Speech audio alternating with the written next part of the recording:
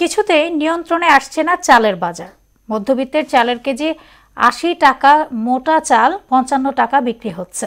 নিম্ন আয়ের মানুষের প্রায় পুরোটাই চলে যাচ্ছে চাল কিনতে। এমন পরিস্থিতিতে চালের বাজার নিয়ন্ত্রণে সেনাবাহিনী সহ আইন শৃঙ্খলা বাহিনীর হস্তক্ষেপ চাইলেন ক্রেতারা। আর ব্যবসায়ীদের দাবি, চালের মিলে তদারকির মাধ্যমে সিন্ডিকেট নিয়ন্ত্রণের।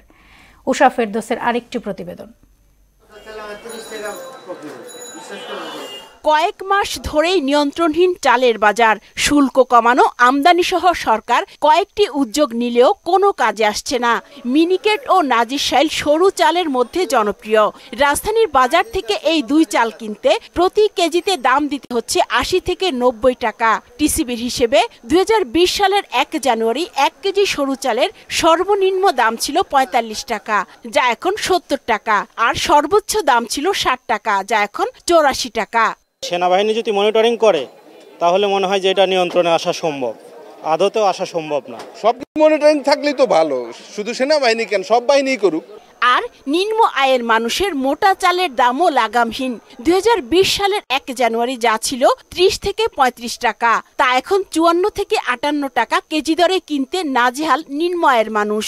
ইনকামের টাকা দিয়ে চাল কিনলে সংসার চলে না, এমন পরিস্থিতি।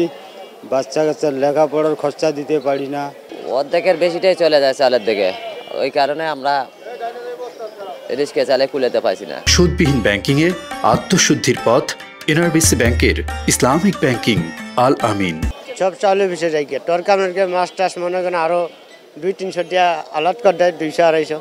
চালের বাজার নিয়ন্ত্রণ করে মূলত বড় বড় কিছু মিল, যারা নিজেদের ব্র্যান্ড নামে চাল বাজারে ছাড়ে। আর তাই মিল ও কর্পোরেট পর্যায়ে তদারকির দাবি ব্যবসায়ীদের।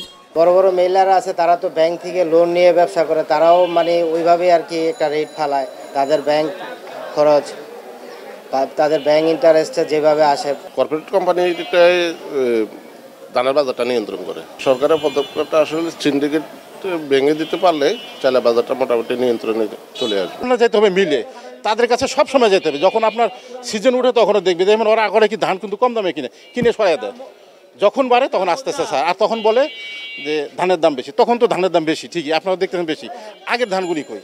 দেশের চালের বাজারে বড় বড় কিছু প্রতিষ্ঠান যুক্ত হয়েছে, বিপুল পরিমাণ ধান মজুত করে বাজার নিয়ন্ত্রণ করছে বলেও অভিযোগ ব্যবসায়ীদের।